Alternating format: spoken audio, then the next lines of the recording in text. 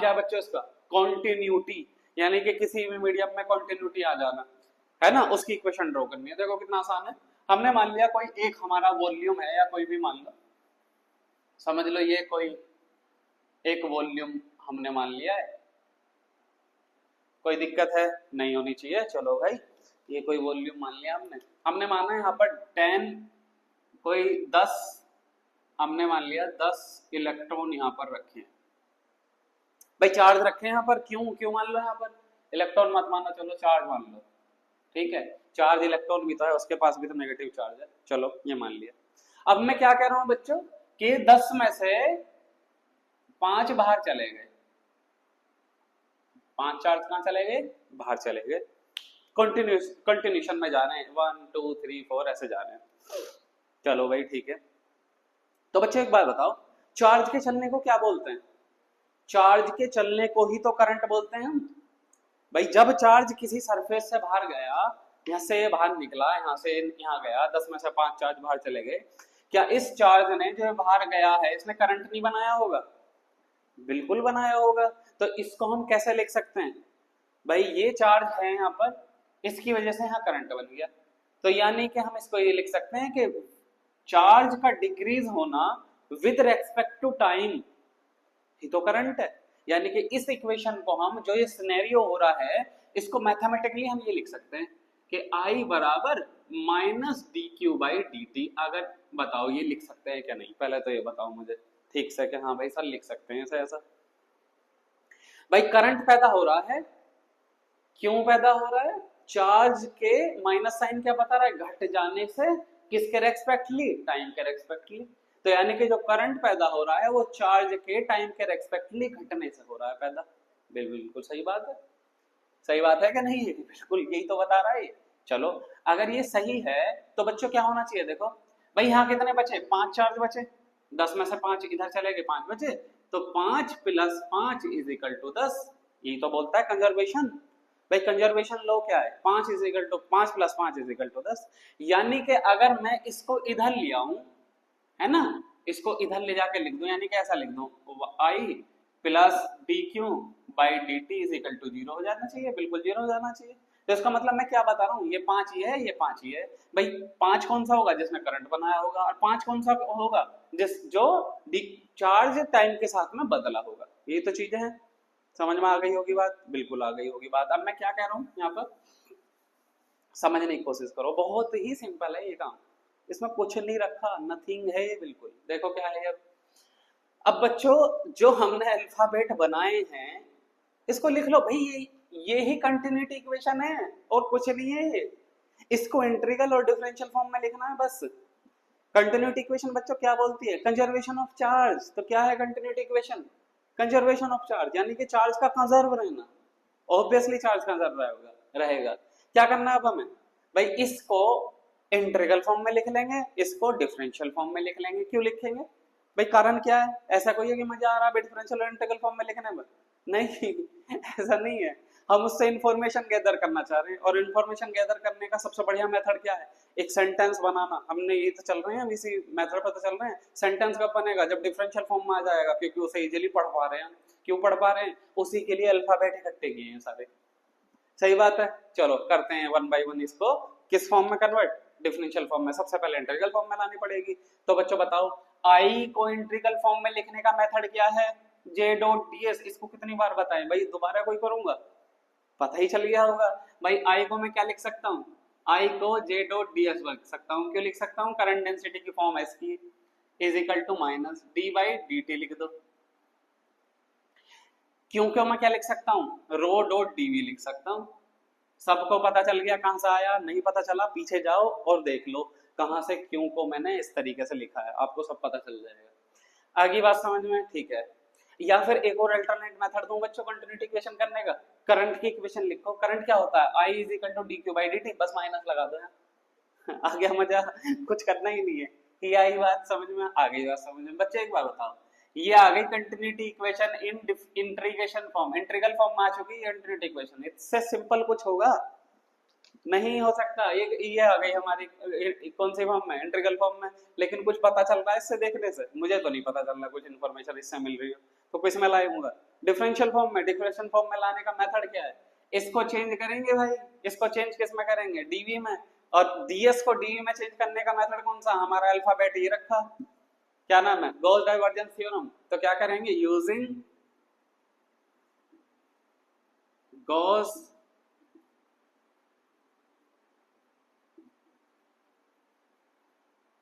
Gauss divergence theorem. तो क्या होगा बच्चों, इक्वेशन 1 मान लो चाहे से, तो क्या होगा, जे डॉट डीएस को चेंज करना है मुझे, काय में चेंज करना है, डीवी में चेंज करना है। तो ये तो डाइवर्जेंस खुद ही बोल रही है कि भैया मेरा डाइवर्जेंस लेना है, किसका डाइवर्जेंस लेना है, जे का। तो जे का एक बार डाइवर्जेंस ले दो, डाइवर्जेंस क्या होता है, डेल डॉट हीरा, डेल डॉट होता है डाइवर्जेंस। तो क्या ले दिया, जे ले दिया, तो कहीं में आ गई, ये डी में आ गई ना। इसकी वैल्यू इक्वेशन पुट में फॉर 1 में कर दो, फ्रॉम इक्वेशन 1, फ्रॉम इक्वेशन 1। आ रहा ना मजा, बिल्कुल आ रहा होगा, ये बहुत मजेदार चीज है, इसमें कुछ है ही नहीं बच्चों पूरी यूनिट में। डीबी में आ गया क्योंकि डीबी में तो लाना था, is equal to minus D by D T rho dot DB. क्या डीबी से डीबी नहीं हटा सकते, बिल्कुल हटा सकते हैं, तुम्हारा हक है अभी से हटाने का, समझ गए, बिल्कुल हटा दो। क्या आ गया, आई में, देखो आई ना मजेदार चीज निकल के कुछ, बिल्कुल आई है, देखो अब इसे पढ़ सकते हैं हम, क्योंकि इसी के लिए तो हमने अल्फाबेट बनाए हैं। देखो पढ़ो, पढ़ के बताओ बच्चे ये क्या है, बहुत इजीली पढ़ सकते हैं तुम। देखो क्या बता रहा है, ये बताना चाह रहा है फॉर्मूला कि अगर हम चार्ज डेंसिटी को टाइम के रेस्पेक्ट में बदलें, भाई रो क्या है, charge density, with respect to time को बदलें, तो क्या होगा बच्चों, उतना ही बढ़ता चला जाएगा डाइवर्जेंस करंट में, वो सॉरी डाइवर्जेंस किस में, करंट में। देखो डाइवर्जेंस करंट बहुत ज्यादा नहीं आता जा रहा, बिल्कुल आएगा ही भाई। डाइवर्जेंस क्या होता है, किसी चीज का फैलना, किसी चीज का फैलाव, किसी चीज का आगे बढ़ना डाइवर्जेंस होता है, बिल्कुल होता है। ये तो सिखाया ना हमने, कोस थीटा आता है ना डाइवर्जेंस में, और कोस थीटा जीरो की वैल्यू, कोस जीरो की वैल्यू क्या होती है, 1 होती है, यानी कि मैक्सिमम कोस जीरो होता है 0 डिग्री पे। और 0 डिग्री कब होगा, जब दो वेक्टर आपस में एक ही डायरेक्शन में लग रहे हो, यानी कि एक चीज को दो लोग खींच रहे हो एक ही डायरेक्शन में, ज्यादा दूर नहीं भागेगी वो, बिल्कुल भागेगी, उसे तो डाइवर्जेंस बोलते हैं बच्चों हम मैथमेटिकली। तो यानी कि डाइवर्जेंस ज्यादा आएगा किसमें, जब चार्ज टाइम के रेस्पेक्ट में बदले, तो ऑब्वियसली वो तो चार्ज का बदलना ही तो करंट होता है। तो यही तो कंटिन्यूटी इक्वेशन बता रही है, और क्या है ये, यही है कंजर्वेशन ऑफ चार्ज। आ गया बात समझ में, मेरे ख्याल से बात आ गई होगी समझ में। ये आ गई हमारी कंटिन्यूटी इक्वेशन। भाई इसका क्या फायदा हुआ, पर अब कंटिन्यूटी इक्वेशन तो आ गई। अब देखेंगे मजेदार चीज, अब चलते हैं अपनी मजेदार चीज पे। किस मजेदार चीज पे, इसको तो संगवा के रखो, यानी कि इस ये हमारे पास है कुछ चीज, इसको हम एक तरफ लिख लेंगे, कंटिन्यूटी इक्वेशन में हटा रहा हूँ। कंटिन्यूटी इक्वेशन ये होती है, क्या लिखना, तो मैं कंटिन्यूटी इक्वेशन बताती है हमें कंजर्वेशन ऑफ चार्ज के बारे में। क्या होता है, जब किसी वॉल्यूम से चार्ज घटता है तो करंट प्रोड्यूस करता है, जो माइनस साइन बता रहा है घटना, और D Q by D T बता रहा है टाइम के रेस्पेक्ट में बदलना। ये लिख दो, ये कर दो, आ गया 7 नंबर। अगर लॉन्ग क्वेश्चन आएगा 7 नंबर आगे, शॉर्ट क्वेश्चन आएगा 2 नंबर आगे, करना कोई है इसमें कुछ। अब चलते हैं बच्चों हम डिस्प्लेसमेंट करंट की तरफ। डिस्प्लेसमेंट करंट, और बच्चों क्या लिख सकते हैं बताए थे, मॉडिफिकेशन इन एम्पियर्स लॉ, ये भी आ जाता है।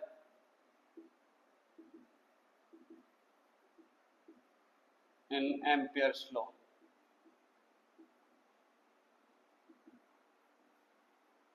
बच्चे मॉडिफिकेशन भी है एक तरीके से एम्पियर्स लॉ का। अब ये कैसा है, क्यों लिख रहा हूं मैं इसे, सब कुछ देख लेते हैं। कैसा क्वेश्चन आ सकता है बच्चों, ऐसा आ सकता है क्वेश्चन कि मॉडिफिकेशन लॉ बताओ कि एम्पियर्स के रूल में, एम्पियर्स के लॉ में क्या मॉडिफाई किया था, किसने, मैक्सवेल ने। और ये भी आ सकता है what is the displacement current, explain करो डिस्प्लेसमेंट करंट को और उसका पूरा डेरिवेशन बताओ, किस तरीके से एम्पियर्स लॉ मॉडिफाई होता है। किसी भी तरीके से क्वेश्चन घूम सकता है, किसी भी तरीके से, लैंग्वेज कुछ भी हो सकती है, करना सेम ही चीजें हैं, हमें बिल्कुल सेम चीजें करनी है। चलो क्या होगा आप देखो, बिल्कुल बेसिक से चलेंगे बच्चों। ये हमने इसको एक तरफ लिख लो, है ना, इस चीज को एक तरफ लिख लेते हैं, क्योंकि ये मेन चीज है हमारी, मतलब इससे काम मिलेगा हमें। क्या है बच्चों, ये डेल डॉट जे हमारा आया है minus D rho by D T, यही हमारी कंटिन्यूटी इक्वेशन बनी है। चलो एक तरफ लिख लिया। चलो किस में मॉडिफिकेशन करना है बच्चों, हमें सिंपल सी बात क्या है, हमें मॉडिफिकेशन करना है एम्पियर्स लॉ में, ठीक है। तो भाई एम्पियर्स लॉ को उठाएंगे ना, भाई सबसे पहले एम्पियर्स लॉ को उठाएंगे और फिर देखेंगे कुछ कमी आ भी रही है क्या है, आखिर हो अगर कमी आ रही है तो क्या है क्या नहीं है। चलो 1 बाय 1 चलते हैं। Using Ampere's law, using Ampere's law. भाई क्या है एम्पियर्स लॉ, देखो क्या है एम्पियर्स लॉ। एम्पियर्स लॉ मेरे ख्याल से ये था, जो लास्ट की इक्वेशन निकाली हमने भाई वही तो कमाल की चीज है, उसको ही तो यूज करेंगे हम। क्या निकालिए बच्चों, डिफरेंशियल फॉर्म में निकालिए, देखो कुछ ये नहीं निकाली बच्चों, del cross B is equal to mu naught J, मेरे ख्याल से यही तो आई है लास्ट इक्वेशन, बिल्कुल आई है ये लास्ट इक्वेशन। चलो भाई लास्ट इक्वेशन आ गई। देखो बच्चों इसमें इंप्रूवमेंट कौन कर रहा है पता है तुम्हें, सदी के बहुत बड़े साइंटिस्टों में से एक जिसका नाम है मैक्सवेल। आइंस्टीन के बाद अगर जिसका नाम लोगे तुम, या आइंस्टीन से पहले, भाई आइंस्टीन से पहले थे सन, आइंस्टीन का जन्म जब हुआ है जब हमारे मैक्सवेल की डेथ हुई है। एक तरीके से ऐसा मानते हैं कि मैक्सवेल और आइंस्टीन एक ही है, शायद ऐसी चलती है मिस्ट्रीज, कहानी है। समझ रहे हैं बच्चों क्या कह रहा हूँ मैं मैं ये कह रहा हूँ बच्चों, मैक्सवेल जो थे बहुत बड़े मैथमेटिशियन भी थे, यानी कि उनको मैथमेटिक्स बहुत अच्छे से आता था। फिजिक्स तो बेहतरीन थी उनकी, साथ में मैथमेटिक्स भी बहुत अच्छा था उनका। ऑब्वियसली साउंड होना चाहिए मैथमेटिक्स, तभी फिजिक्स में तुम बहुत तगड़े लेवल तक जा सकते हैं, क्योंकि मैथमेटिक्स टूल है फिजिक्स को करने का। चलो भाई ठीक है, तो अब वो क्या देख रहे हैं, अब वो देख रहे हैं दो रूल एक साथ, क्या, एक तरफ एम्पियर्स लॉ रखकर और एक तरफ ये कंटिन्यूटी इक्वेशन रखकर। कैसे देख रहे हैं देखो बच्चों, एक बात बताओ, यहाँ पर क्या है, डेल डॉट जे क्या आ रहा है बच्चों इसमें, कंटिन्यूटी इक्वेशन में डेल डॉट जे क्या बताता है, डाइवर्जेंस इन जे, यही तो बताता है बच्चों, डाइवर्जेंस तो है करंट डेंसिटी का, बिल्कुल ठीक है। अब मैक्सवेल ये देख रहे हैं कि यहाँ पर डेल डॉट कैसा है, यहाँ पर भाई इस इक्वेशन में डेल डॉट जे कैसे बना सकते हो बताओ, आइडिया समझो बच्चों, खाने का कुछ नहीं करना कि taking divergence on both side. क्यों क्यों कर रहे हैं डाइवर्जेंस बोथ साइड, क्योंकि एम्पियर्स इसको देख रहे हैं, इधर क्या है बच्चों डाइवर्जेंस जे में, तो क्या करोगे पूरी इक्वेशन का डाइवर्जेंस ले दो। अब ये कहोगे कोई बच्चा ये तो नहीं कह रहा कि डाइवर्जेंस क्या होता है, अगर ये कह रहा है तो इधर देख लो, ये होता है डाइवर्जेंस। इक्वेशन नंबर जो हमने अल्फाबेट 4 बना रखा क्या है, यानी कि पूरी इक्वेशन का डेल डॉट लेना है, ले दें, चलो भाई ले दो। Taking divergence on both side, divergence ले दो बोथ साइड, क्या होता है डाइवर्जेंस, डेल डॉट ले दो, क्या हुआ equation, del dot del cross B is equal to mu naught del dot J. जो मैक्सवेल बनाना चाह रहे थे वो बन गया, बिल्कुल बन गया। वो अपने घर पे कर रहे हैं, अपनी लैब में कर रहे हैं काम, और बड़ी मजेदार चीज मिली उन्हें इससे करके, बहुत ही बेहतरीन। देखो क्या है बच्चों, एक बात सुनो, ये होता है जीरो, ये वाली इक्वेशन क्या देती है बच्चों, ये वाला पार्ट क्या देगा इसका, जीरो देगा, क्या del dot del cross B क्या देगा, जीरो देगा। अब इसको ऐसे ही बता के छोड़ दूं कि del dot del cross B zero देगा according to algebra, according to calculus. मजा आया नहीं ना, जब तक हम किसी चीज को सीखते नहीं ठीक से कैसा मजा आएगा इसमें, क्यों रटे भाई इसको रटना क्यों है कि ये जीरो होगा, ये तो रट्टाफिकेशन बता दिया मैंने एक तरीके से, यही छोड़ते हैं, ऐसे ही छोड़ते हैं लोग कि जीरो होगा, ये क्यों होगा भाई जीरो, यहाँ सुनो सुनो बच्चों जीरो क्यों होगा, हमने अल्फाबेट इसलिए बनाए, ये तो कमाल की चीज बना के रख रखी इधर। देखो बच्चों क्या है, डेल डॉट मैंने जान लिया डाइवर्जेंस, डाइवर्जेंस मैंने ये भी जान लिया क्या होता है, फैलना किसी चीज का, फैलाव किसी चीज में, है ना, बिखरना किसी चीज का, ठीक है। और डेल क्रॉस भी मैंने पता लगा लिया क्या होता है, डेल क्रॉस क्या होता है, कर्ल, कर्ल क्या होता है बच्चों, किसी चीज का घूमना, किस चीज को घुमा रहे हैं और फैला रहे हैं हम, मैग्नेटिक फील्ड को। पागलपन नहीं कर रहे कुछ, ये कुछ आ रहा दिमाग में बच्चों, समझो इस बात को, जब तुम नहाते होंगे बचपन में आप भी ऐसा करते होंगे, एक बकेट में पानी लो और उसे घुमाओ, उसे क्लॉकवाइज घुमाओ, क्लॉकवाइज घुमाओ और तुरंत एकदम एंटी क्लॉकवाइज घुमाओ, तो जब तुम क्लॉकवाइज घुमा रहे हो तब उसमें कर्ल आ रहा है, बिल्कुल आ रहा है, लेकिन जैसे ही तुमने एंटी क्लॉकवाइज घुमाया तो पानी बाहर निकल गया, क्या वो बाहर निकला हुआ भी घूम रहा है, नहीं ना, जब वो पानी बाहर निकला क्या उसमें डाइवर्जेंस नहीं आया, क्या वो चारों तरफ फैला नहीं, बिल्कुल फैला। तो क्या जब वो फैल रहा है चारों तरफ उसमें तब भी कर्ल है क्या, नहीं ना, या जब वो घूम रहा है तब उसमें उसमें फैलाव है, नहीं है। तो मतलब समझे, किसी चीज को एक टाइम पे या तो घुमा लो या फैला लो, एक साथ कैसे आ सकती है कोई दो चीज? बिल्कुल नहीं आ सकती ना। तो यही तो कर रहे हैं हम पागलपनिया।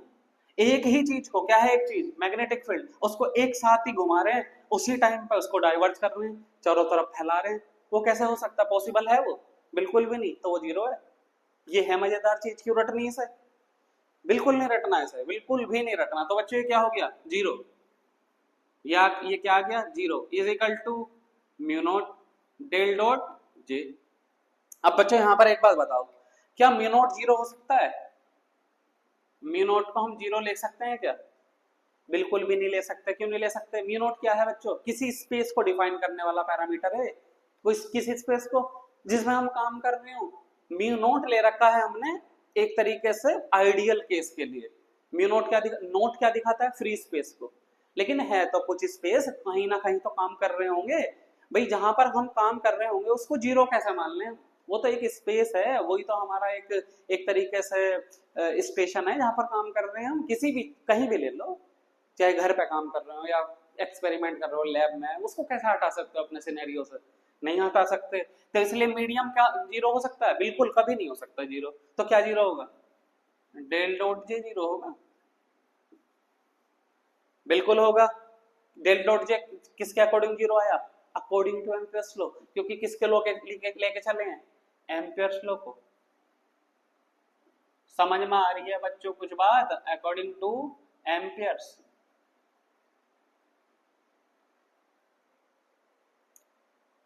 बात समझ में आ गई? According to Ampere del dot J क्या है, जीरो। बट यहाँ पर देखो अब आया ना कमाल की चीज, तो अब आएगा मजा। But according to continuity equation, del dot ये क्या है, minus D rho by D T, है ना? ये कंटिन्यूटी इक्वेशन के अकॉर्डिंग डेल डॉट ये क्या आ रहा है, minus D rho by D T. ये तो कुछ मिस्टीरियस हो रहा है फिर यहाँ। मतलब एक चीज जो कंटिन्यूटी इक्वेशन है, क्या है बच्चों वो, कंजर्वेशन ऑफ चार्ज, यानी कि यूनिवर्सल ट्रूथ। कंजर्वेशन लॉ जो होते हैं बच्चों हमारे, वो यूनिवर्सल ट्रूथ है, उसको कोई नहीं हटा सकता अपने सिनेरियो से। चाहे कंजर्वेशन ऑफ एनर्जी हो, चाहे कंजर्वेशन ऑफ चार्ज हो, या कोई भी कंजर्वेशन हो, उसे हम हटा ही नहीं सकते, क्योंकि वही हमारी फाउंडेशन है, वही हमारी बुनियाद है। यानी कि ये तो गलत नहीं हो सकता, ये तो कंजर्वेशन ऑफ चार्ज बता रहा है, ये तो बिल्कुल गलत नहीं हो सकता। कैसे गलत हो सकता है बच्चों, 5 + 5 = 10 गलत हो सकता है वो? बिल्कुल भी नहीं।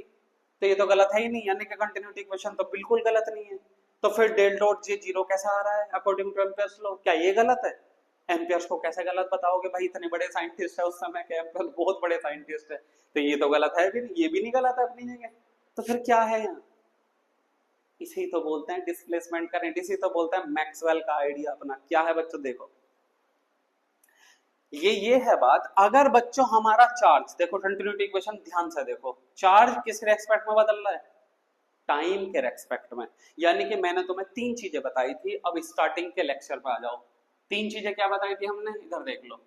पहली चीज, अगर चार्ज रखा हुआ है स्टैटिक कंडीशन में, तो वो क्या फेंकता है इधर उधर, इलेक्ट्रिक फील्ड लाइंस। पहले काम हो गया, इसको बोल दिया हमने इलेक्ट्रोस्टैटिक्स। चार्ज रखा हुआ है बस, चल रहा नहीं है, पहली चीज आ गई। दूसरी बात, अगर चार्ज किसी एक वायर में चला गया तो वहां पर करंट होगा और उसके चारों तरफ एक मैग्नेटिक फील्ड आ जाएगा।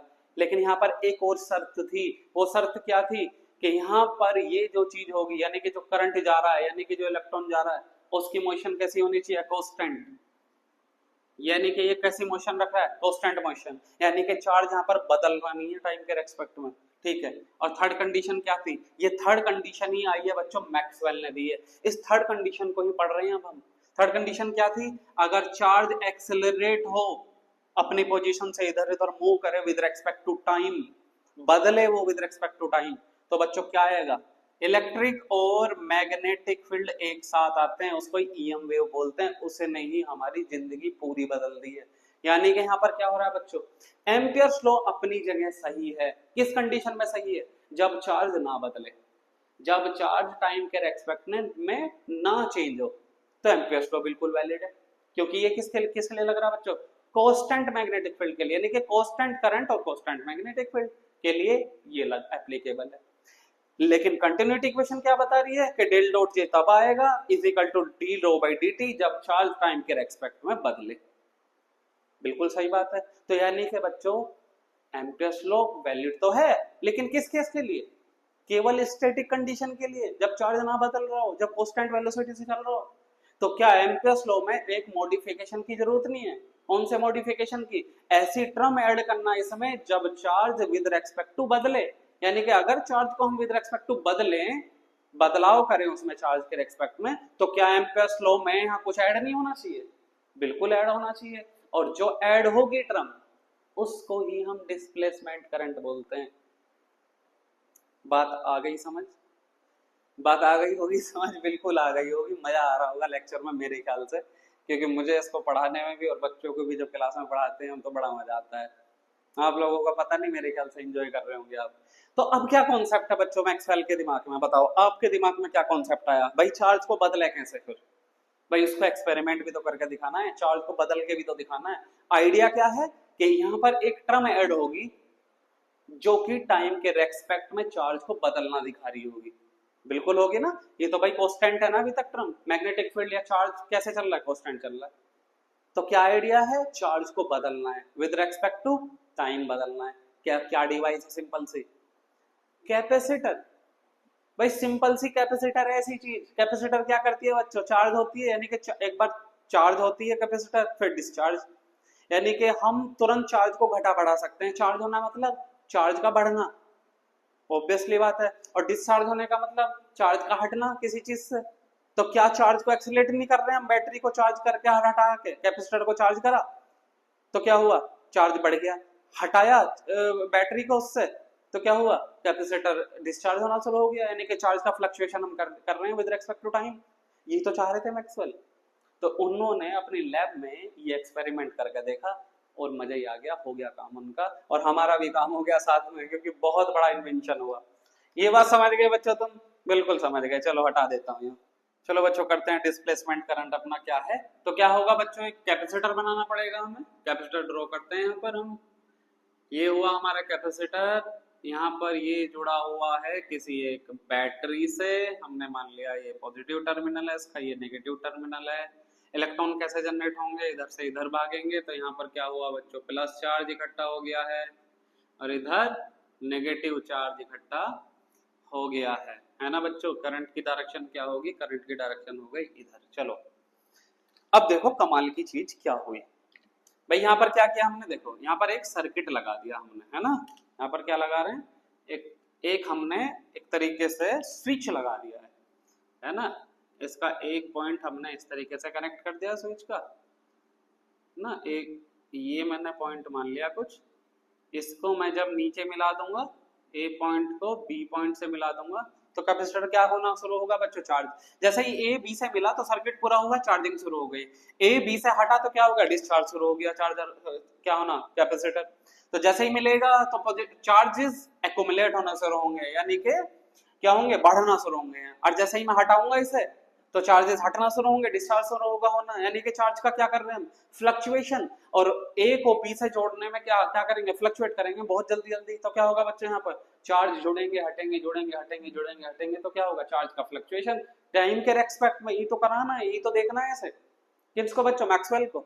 तो देखो बच्चों क्या हुआ, मैक्सवेल ने क्या किया? कोई पॉइंट लिया पी, यहाँ पर कोई भी एक पॉइंट काउंट किया, यहाँ पर कोई भी पी पॉइंट ले लो। यहाँ पर कोई पी पॉइंट लिया है ना बच्चों? P point. और यहाँ पर एक कंपास रख के देखा, है ना? पी पॉइंट पे क्या रखा है? एक कंपास। ये होता है ना कंपास, ऐसा कुछ होता है कंपास, नॉर्थ और साउथ की डायरेक्शन हमें बताता है ये, है ना? तो यहाँ पर क्या आया बच्चों? एक मैग्नेटिक फील्ड। पी पॉइंट पे एक मैग्नेटिक फील्ड तो आएगा ही। क्यों आएगा? क्योंकि जहां पर करंट वहां पर मैग्नेटिक फील्ड। किसने बता रखा? ओरस्टेड ने। इसमें कुछ नई बात तो है नहीं। ठीक है चलो भाई, ओरस्टेड ने यहाँ बता रखा है तो यहाँ पर मैग्नेटिक फील्ड आ गया। लेकिन जहां पर करंट होगा ओरस्टेड के अकॉर्डिंग वही मैग्नेटिक फील्ड होना चाहिए। तो ये बात है, बिल्कुल बिल्कुल सही बात है। अब बच्चों सेम यहाँ पर एक मैग्नेटिक फील्ड आया, चलो आ गया। अब एक काम और करा किसने? मैक्सवेल ने। एक कंपास, बिल्कुल सेम कंपास कहां पर रखा? एक पॉइंट मान लिया यहाँ पर, ये मान लिया क्यू पॉइंट है। यहाँ पर एक और कंपास, ये सेम टू सेम कंपास उठा के यहाँ रखा है। ठीक है बच्चों, होना क्या चाहिए था आपके अकॉर्डिंग, होना ये चाहिए था सभी के अकॉर्डिंग। भाई यहाँ पर करंट क्या होगा, कैपेसिटर में तो कुछ है, कोई कैपेसिटर में तो कुछ भी नहीं है, खाली जगह है बिल्कुल ये तो खाली जगह में करंट कैसा दौड़ेगा, करंट तो वायर में दौड़ता है, तो करंट तो यहाँ पर होना नहीं चाहिए, तो यहाँ पर तो कुछ भी नहीं होना चाहिए। ऑब्वियस सी बात है ना, बिल्कुल ऑब्वियस बात है। लेकिन यहाँ पर क्या हुआ, कमाल, इससे हम आज मजे मार रहे हैं, सही बताऊं क्या हुआ बच्चे, यहाँ पर आया डिफ्लेक्शन, यहाँ पर आया निडल में फिर से डिफ्लेक्शन, बिल्कुल सेम अमाउंट में, जो कि पॉइंट पी पर था वही क्या आया पॉइंट क्यू पर। इसका मतलब क्या है, यानी कि कैपेसिटर के बीच में भी एक मैग्नेटिक फील्ड है। हो गया कमाल, ये क्या हुआ भाई, यहाँ पर तो चार्ज नहीं है, यहाँ पर तो कुछ भी नहीं है, यहाँ पर कैसा आ गया करंट, यानी कि यहाँ पर कैसा मैग्नेटिक फील्ड आ गया, करंट के साथ ही तो मैग्नेटिक फील्ड चलेगा ना बच्चों। इसे ही कहते हैं बच्चों रूढ़िवादिता को तोड़ना, यानी कि पहले जो रूल चलते आ रहे होंगे उनको गलत साबित करना और कुछ नए की तरफ बढ़ना। हमारी साइंस ही ऐसा कर सकती है, कुछ चीजें हैं जो नहीं बदलती, आपको सब पता होगा, है ना, चाहे कितनी भी कमियां हो उनमें, चलो कोई बात नहीं, लेकिन साइंस ऐसी बेहतरीन चीज है जो कि बदलेगी, जो कि बदलाएगी हमें, जो कि कहती है कि चेंजिंग ये नेचर है, नेचर का रूल है सबसे बड़ा। तो यहाँ पर क्या हुआ बच्चे, एक मैग्नेटिक फील्ड आया, क्यों आया इसको समझो भाई, यहाँ पर समझ लिया हमने, एक मैग्नेटिक फील्ड पैदा हो जाता है, क्यों हुआ देखो। क्या बच्चा हमें ये नहीं पता कि इलेक्ट्रिक फील्ड लाइंस जो चलती है वो प्लस से माइनस की तरफ भागती है, भाई प्लस से दूर भागती है और माइनस साइन क्या करता है, अट्रैक्ट करता है उसे, ऑब्वियसली। और ये क्या हो रहा है बच्चों, प्लस और माइनस चार्ज घट रहे बढ़ रहे हैं, घट रहे बढ़ रहे हैं टाइम के रेस्पेक्ट में, यानी कि यहाँ पर जो इलेक्ट्रिक फील्ड है वो भी टाइम के रेस्पेक्ट में घट रहा बढ़ रहा है, घट रहा बढ़ रहा है। तो बच्चों यहाँ मैग्नेटिक फील्ड किसने जनरेट किया फिर, due to the fluctuation of electric field क्या क्रिएट हो गया, एक मैग्नेटिक फील्ड, एक बेहतरीन फिनोमिना, किसका अपोजिट देखो, किस एक बहुत ही बेहतरीन साइंटिस्ट का बिल्कुल अपोजिट होना। कौन था सबसे बहुत बेहतरीन साइंटिस्ट, फैराडे। क्या बोला था बच्चों फैराडे ने, फैराडे का रूल ये है कि अगर हम del cross E is equal to क्या बोलता है, डीवी बाई dt, भाई यही तो हमने अभी अभी करा है थर्ड इक्वेशन में अपनी। क्या बोलता है बच्चे ये रूल, कि अगर हम मैग्नेटिक फील्ड को टाइम के रेस्पेक्ट में बदलें तो हमारा क्या जनरेट हो जाता है, इलेक्ट्रिक फील्ड, यानी कि B का बदलना क्या जनरेट कर रहा है, इलेक्ट्रिक फील्ड। इसलिए मैं बोल रहा था आपको, अगर फैराडे के पास मैथमेटिक्स का नॉलेज होती बहुत अच्छी, अगर उनकी स्कूलिंग होती अच्छी, या फिर उनके पास बाइंडिंग करने के लिए मैथमेटिक्स की बुक भी आ जाती है ना कहीं से, तो वो 1831 में ही वो चीज बोल देते जो कि 1861 में मैक्सवेल ने बोली है। यानी कि हम आज की लाइफ 30 साल पहले मॉडर्न हो जाते, जहां पर आज हम मॉडर्न इतने हुए, 30 साल पहले हम इतने ज्यादा मॉडर्न हो जाते, यानी कि और ज्यादा ग्रो कर जाते हैं एक तरीके से। तो यहाँ पर क्या हुआ बच्चों, due to the change of electric field magnetic field produce electric field. Maxwell ने सोचा इसका उल्टा क्यों नहीं हो सकता, nature love symmetry, nature symmetry को लव करती है बच्चों। नेचर ये बोलती है कि कहीं पर अगर पॉजिटिव चीज है तो नेगेटिव भी होगी, बात समझ रहे हैं, हमेशा एक बैलेंस बना के चलती है नेचर, बैलेंसिंग ही एक तरीके से नेचर है। तो क्या बोल रहा है बच्चों यहाँ पर फैराडे कि मैग्नेटिक फील्ड को चेंज से इलेक्ट्रिक फील्ड प्रोड्यूस होगा, तो फिर मैक्सवेल क्या सोच रहे हैं कि नेचर हमें धोखा नहीं दे सकती, इलेक्ट्रिक फील्ड के चेंज से भी एक मैग्नेटिक फील्ड पैदा होगा, और जो कि हो रहा है, इसी को डिस्प्लेसमेंट करंट बोलते हैं बच्चों हम। अब आप ये समझो, अब आपको ये लगेगा सर इसको करंट क्यों बोल रहे हैं, फिर ऑब्वियस सी बात नहीं है ये भाई, ऑब्वियसली सोचने वाली बात है। यहाँ पर हमने इन्होंने क्या बोला था फैराडे ने, ईएमएफ इलेक्ट्रोमोटिव फोर्स के कारण ये सब कुछ हो रहा है, बढ़िया सा नाम दे दिया। लेकिन यहाँ पर फैराडे को क्या देना, ये सॉरी मैक्सवेल को क्या देना पड़ा, डिस्प्लेसमेंट करंट, जबकि इलेक्ट्रिक फील्ड के चेंज होने से हमारा बन रहा है क्या बच्चों, इलेक्ट्रिक फील्ड के चेंज होने से मैग्नेटिक फील्ड बन रहा है, और यहाँ पर करंट की बात कर रहे हैं हम। कुछ अटपटा नहीं है, बिल्कुल अटपटा है, लेकिन दो कारण है इसके मोटे मोटे। सबसे पहला तो कारण ये है कि फैराडे को सॉरी मैक्सवेल को चेंज किसमें करना है, मैक्सवेल को चेंज लाना है del cross B is equal to mu naught J में। किसमें चेंज लाना बच्चे, एक तो एम्पियर्स लॉ में, तो इसके इधर क्या रखा है, लेफ्ट हैंड साइड में तो चेंज करेगा जे, तो यानी कि इसे कोई चीज अगर जोड़नी या घटानी पड़ेगी तो उसकी डायमेंशन भी तो करंट की होनी चाहिए ना, बिल्कुल होनी चाहिए। तो इसका पहला कारण तो ये है नाम रखने का, करंट इसका नाम इसलिए रखने का कारण है पहला क्योंकि यहाँ भी करंट ही है, करंट डेंसिटी है। और दूसरा सबसे मेन कारण ये है बच्चों, जो मैं आपको बता रहा हूँ, सबसे मेन कारण बच्चों ये है, जब मैक्सवेल ने इसको इंट्रोड्यूस किया साइंस कम्युनिटी के आगे, तो उन्होंने सबने उनको नकार दिया एक दौरे से। ऐसा नहीं हो सकता। क्यों? क्योंकि हम भी ऐसा करते हैं। साइंटिस्ट क्या बोल रहे हैं दूसरे, ऐसा नहीं हो सकता। क्या नहीं हो सकता? कि जहां पर करंट होगा वहीं तो मैग्नेटिक फील्ड होगा, और स्टूडेंट ने बता दिया। जैसे हम पहले हमारे बड़े पूर्वज सती प्रथा करते थे, है ना, और कुछ लोग आए उसको बदला, उसको बहुत बुरी तरीके से उसका विरोध किया, दूसरों को नॉलेज दी, लोगों को, सबको, और उसको कहा कि ये बहुत ही बेकार चीज तुम कर रहे हो कुछ। यानी कि रूढ़िवादिता को हटाकर हम मॉडर्न की तरफ आए, नॉलेज हमने प्राप्त करी, हमने हमने अपने नॉलेज को इनहांस किया, तो हमसे वो चीजें हटती चली गई जो कि बेकार थी। बात समझ रहे हैं? तो लोग विरोध करे थे, उस समय भी किया था विरोध लोगों ने, लेकिन और इस समय भी मैक्सवेल का विरोध किया था। इसलिए मैक्सवेल ने इसका नाम दिया डिस्प्लेसमेंट करंट। करंट तो है यहाँ पर इसके कारण, लेकिन डिस्प्लेसमेंट क्यों आया? इन अपनी धारणाओं को के ओरस्टेड ने यह बता दिया कि करंट जहां पर होगा मैग्नेटिक फील्ड हो गया होगा, हटाओ। हटाने का मतलब है डिस्प्लेस करो, एक नया आइडिया जनरेट करेंगे। Current due to the change of electric field magnetic field produce होता है, चलो रख दो उसका नाम डिस्प्लेसमेंट करंट। अपनी धारणाओं को हटाओ और नई चीजें लाओ इस वर्ल्ड में, जिसको बदलना है हमें, और बदल दिया वर्ल्ड। कैसा बदला है अब आगे जानेंगे आप। कितनी कमाल का कंट्रीब्यूशन है हमारे इलेक्ट्रोडायनेमिक्स में मैक्सवेल का। बात समझ गए? क्या है बच्चों? यानी कि displacement current due to the change of electric field produce हो जाता है मैग्नेटिक फील्ड। यानी कि हम एक चीज को, जिसको हम डिस्प्लेसमेंट करंट बोल रहे हैं, यानी कि कोई भी बोल लो, आईडी बोल लो या कुछ भी बोल लो, जेडी बोल लो, उसको हम क्या बोलेंगे? Epsilon naught due to the change of electric flux is produce a displacement current. यही तो बनेगा भाई। एप्सिलॉन नॉट क्यों लगाया? एप्सिलॉन नॉट इसलिए लगाया बच्चों क्योंकि नीड है हमें करंट की डायमेंशन बनानी है। भाई करंट की डायमेंशन भी तो बनानी है, जब भी तो ऐड करोगे किसी चीज को किसी चीज में, जब वो इक्विवेलेंट हो किसी के। हाँ तो बच्चों अब हमने क्या करना है? अब हमने करना है आईडी हमारा क्या है बच्चों? डिस्प्लेसमेंट करंट क्या है करंट की फॉर्म में? यह है epsilon naught D phi E by D T. यानी कि जब हम इलेक्ट्रिक फ्लक्स को चेंज करते हैं तो हमारा डिस्प्लेसमेंट करंट आ जाता है। ये हमने आज कॉन्सेप्चुअली सीख लिया है कैसे आया है, मैक्सवेल ने कैसे एक्सपेरिमेंटली इसको प्रूफ किया है। अब हमने क्या प्रूफ करना है बच्चों? ये आता कैसे है, यानी कि इसका एक तरीके से छोटा मोटा सा डेरिवेशन हमने देखना है कि भाई इसको ड्राइव कैसे करेंगे। इसका बच्चों डेरिवेशन बहुत ही आसान है।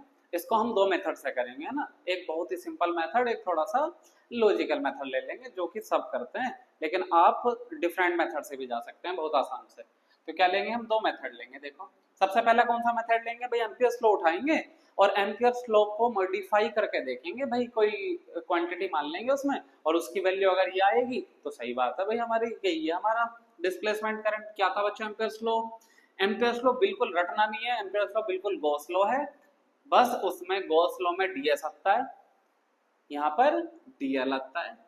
गॉस लॉ में इलेक्ट्रिक फील्ड की बात करता है वो, इलेक्ट्रोस्टैटिक्स वाले गॉस लॉ में, और यहाँ पर मैग्नेटिक फील्ड की बात करता है, ये इज इक्वल टू सारा काम गॉस लॉ में चार्ज करता है, यहाँ पर सारा काम आई करता है, वहां पर एप्सिलॉन नॉट आता है, यहाँ पर म्यू नॉट आता है। सिंपल हो गई बात, खत्म।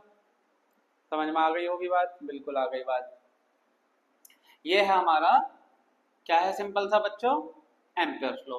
अब बच्चों इसकी डिफरेंशियल फॉर्म भी तो निकाल ली थी हमने, अब डायरेक्ट क्यों लिखे हैं भाई, मतलब क्यों निकाला है? डायरेक्ट फॉर्म तो निकाल ली थी। डिफरेंशियल फॉर्म हमारी आई थी del cross B is equal to mu naught J. आ गई थी बच्चे? चलो आ गई थी। अब मैं क्या मान रहा हूँ बच्चों यहाँ? अब मैं ये मान रहा हूँ कि हमारा जो आया है डिस्प्लेसमेंट करंट, एक और करंट मतलब एक तरीके का करंट, वो जे डैश है। यानी कि वैल्यू किसकी फाइंड करनी है हमें? अल्टीमेटली हमारा गोल क्या है? अब हमारा गोल है कि जे डैश क्या हो, ये तो फाइंड करना हमने। अगर जे डैश हमारा डिस्प्लेसमेंट करंट के बराबर आ गया तो हो गया हमारा काम। चलो देख लेते हैं एक बार कैसा आएगा। बच्चों क्या करते हैं, इसका दोनों तरफ डाइवर्जेंस ले देते हैं। ये मेथड है करने का। क्यों कर रहे हैं अब ये पता चलेगा। देखो, take divergence on both side. अब हमें पता है डाइवर्जेंस होता क्या है? Del dot. ये रखा, डाइवर्जेंस होता है दोनों तरफ डेल डॉट ले दो। तो लिया दोनों तरफ डेल डॉट, है ना बच्चों, ये क्या हो, del cross B is equal to mu naught del dot J plus del dot J dash. भाई दोनों तरफ ले रहे हैं तो जे डैश में भी लेंगे। अब ये बताओ बच्चों क्या हो गया, भाई एक ही क्वांटिटी का मैग्नेटिक फील्ड है जो हमारा एक क्वांटिटी है, उसका एक बार कर्ल भी ले रहे हैं, उसका उसी टाइम पर डाइवर्जेंस भी ले रहे हैं। तो हमने तो बहुत अच्छे से समझ लिया कि जीरो होगा ये, समझ रहे हैं, एक समय पे किसी चीज को या तो घुमा लो या फिर फैला लो, जीरो देगा ये। तो ये जीरो हो गया is equal to mu naught del dot J plus del dot J dash. अब हमें फिर से ये पता है कि कोई मीडियम जीरो नहीं हो सकता चाहे फ्री स्पेस का हो, तो यानी कि यहाँ पर mu naught naught is equal to zero, तो जीरो क्या होगा ये, तो यानी कि डायरेक्ट बच्चों में ये लिख दूं J dash is equal to minus के जे लिख सकता हूँ बच्चों, ये मैं देखो ये जीरो होगा पूरा का पूरा, तो इसको मैंने इधर ही रखा, इसको इधर पहुंचा दिया माइनस में, यानी कि एक इक्वेशन 20 से कैंसिल कर दी। कोई दिक्कत है? मेरे ख्याल से कोई दिक्कत नहीं होनी चाहिए आपको। अब बच्चों अकॉर्डिंग टू कंटिन्यूटी इक्वेशन क्या कहती है, कंटिन्यूटी इक्वेशन क्या है, अकॉर्डिंग टू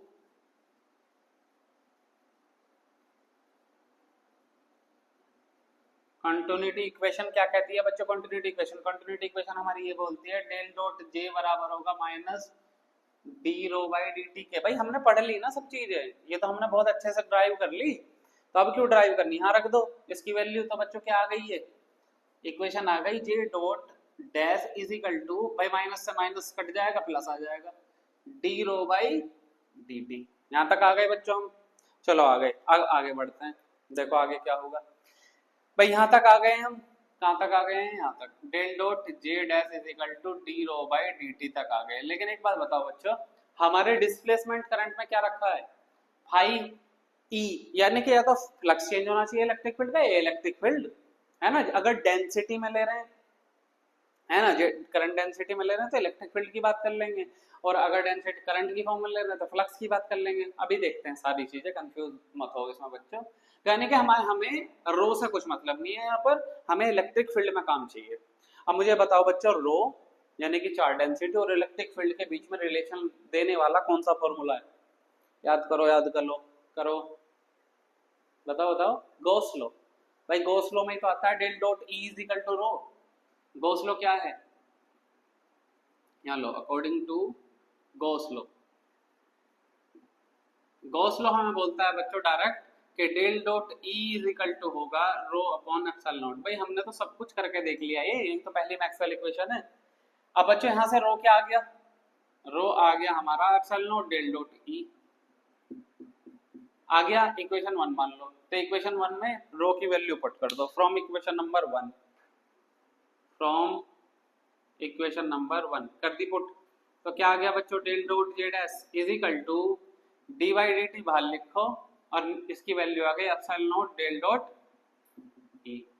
सही है बच्चों, बिल्कुल सही है। डाइवर्जेंस बाहर ले लो, क्योंकि डाइवर्जेंस हमें हटाना है, हमें तो जे डैश की वैल्यू चाहिए ना, तो इज इक्वल टू बच्चों एप्सिलॉन नॉट भी बाहर लिखो और डेल डॉट भी बाहर लिखो, ये तो यहाँ पर क्या आ गया बच्चों, D E by D T, divergence से डाइवर्जेंस हट गया, जे डैश क्या आ गया, epsilon naught D by D T. अरे ये तो फाइंड करना था, यही तो आना चाहिए हमारा।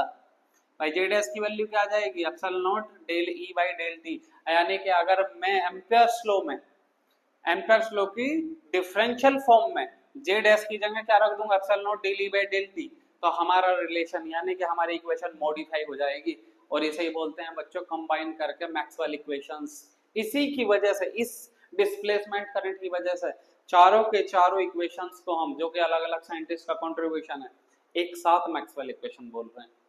चलो बच्चों ये तो हुआ एक पार्ट, अब दूसरे पार्ट पे चलते, मतलब एक मेथड हुआ है, दूसरा मेथड भी देख लेते हैं अल्टरनेटिंग, वो बहुत सिंपल है, ये मेथड नंबर 1 डाल दो, नंबर 1। अब देखते हैं सेकंड, इधर कर लेते हैं आराम से, मेथड नंबर सेकंड, देखो क्या होगा, क्या होगा बच्चों मेथड नंबर सेकंड, देखो क्या बच्चों, हमें ये नहीं पता, सिंपल सा एकदम, बहुत ही सिंपल वे में हमें ये पता है कि फाई ई इलेक्ट्रिक फ्लक्स क्या होता है बच्चों, इलेक्ट्रिक फ्लक्स होता है Q upon epsilon not, Q upon epsilon not. हमें बनाना क्या है, करंट। और करंट क्या होता है, D Q by D T होता है ना। तो एक बार डिफरेंशिएट कर दो इसे टी के रेस्पेक्ट में, तो क्या आ गया, D phi E by D T is equal to, ये एप्सिलॉन नॉट की मल्टीप्लाई इधर करा दो, तो इधर क्या आ गया, D Q by D T. ये क्या बन गया, करंट। तो आई बराबर क्या आ गया, epsilon naught D phi E by D T. क्या ये यही नहीं है डिस्प्लेसमेंट करंट, इस आईडी बोल दो। है कुछ इससे सस्ता मेथड नहीं हो सकता, बहुत ही सस्ता है ये, बहुत ही आराम से कर लिया तुमने। अब इसको भाई इस अब तुम क्या हो गए, सर ये तो ये नहीं है, कोई बात नहीं, अब ये आ जाएगा। देखो अभी इसको हमने इसमें चेंज करना है, करंट डेंसिटी को, करंट को काय में चेंज कर दो, करंट डेंसिटी में। देखो ये रहा नहीं फॉर्मूला हमारे पास, 9th वाला हमारा अल्फाबेट जो हमने निकाल रखा है, यानी कि मैं काय में लिख सकता हूँ बच्चों इसे, आईडी को मैं J इंटू ds में लिख सकता हूँ, ये डी लिख लो, डिस्प्लेसमेंट कुछ भी लिख लो, इसे डैश लगा रखा मैंने, क्या दिक्कत है इसमें, is equal to epsilon naught D by D T बाहर लिखो। अब मुझे बताओ बच्चों फाई क्या होगा, इलेक्ट्रिक फ्लक्स है ये। फ्लक्स कोई भी हमने डेफिनेशन ये पढ़ी है, चाहे कोई सा भी हो, number of line passing through a surface area, यानी कि कौन सी नंबर ऑफ लाइन पास हो रही है, इलेक्ट्रिक फील्ड किससे पास हो रही है, सरफेस एरिया से। दोनों सरफेस में हटा दो इसे, तो जेडी बराबर क्या आ गया, epsilon naught D by D T. क्या दोनों चीजें नहीं सेम है, क्या दोनों चीजें सेम नहीं है, बिल्कुल सेम है। तो मेथड दूसरा आसान है ना, किसी से भी कर लो, मर्जी है तुम्हारी, इधर से लेके चले जाओ, ऐसा कर लो, ऐसा कर लो, मेथड सेकंड से आसान जो भी लगे तुम्हें वो करना है, आसान ये भी है। तो जेडी यहाँ से ही प्रूफ कर सकते हो तुम, कोई दिक्कत नहीं आने की। तो हमने क्या प्रूफ कर लिया बच्चों, जेडी की वैल्यू प्रूफ कर ली। तो यानी कि हम अब क्या कर सकते हैं, एम्पियर्स लॉ को मॉडिफाई कर सकते हैं। तो एम्पियर्स लॉ मॉडिफिकेशन देख लेते हैं क्या होगा फिर अब, यानी कि एम्पियर्स इक्वेशन को मॉडिफाई कर सकते हैं। रखें बच्चों मॉडिफाई करके, चलो रखते हैं। देखो बच्चे यही मॉडिफाई कर देंगे ना भाई, ज्यादा दूर जाने की कोई बात क्या जरूरत है, ये रखें हमारे पास सब चीजें, यानी कि इसे हटाओ पहले, तो दूसरी चीजों को हटाओ, यहाँ पर ही इक्वेशन में रख देंगे वैल्यूज। देखो बच्चों अब हमारी एम्पियर्स लॉ का डिफरेंशियल फॉर्म, इंटीग्रल फॉर्म क्या है बच्चों, ये वाली। डिफरेंशियल फॉर्म क्या है, ये वाली। हमें क्या आई की वैल्यू पता नहीं है, आई की वैल्यू पता है ये रही, यानी कि आई कौन सा है बच्चों, देखो यहाँ पर अगर हमने मॉडिफाई करना है एम्पियर्स लॉ, तो हमें ऑब्वियसली आई डी लेना पड़ेगा यहाँ, जैसे यहाँ पर जी डैश लिया है, जब भी तो मॉडिफाई होगा ये एम्पियर्स लॉ। तो क्या हो गया बच्चों, देखो integral form, modified Ampere's law integral form, या integral form of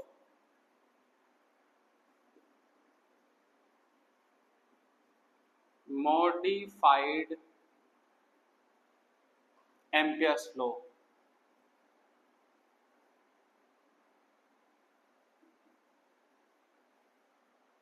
क्या होगा बच्चों बताओ, जल्दी जल्दी बताओ।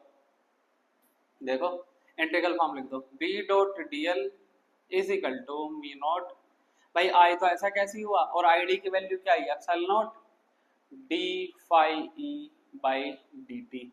ये हो गया बच्चों हमारी इंटीग्रल फॉर्म, किसकी हो गई है, इसे या तो मॉडिफाइड इक्वेशन बोल दो एम्पियर्स लॉ, या फिर फोर्थ मैक्सवेल इक्वेशन भी बोल सकते हैं हम इसे। क्या बोल सकते हैं, फोर्थ बोल सकते नहीं है, ये मैक्सवेल्स इक्वेशन। आगे बात समझ, ठीक है।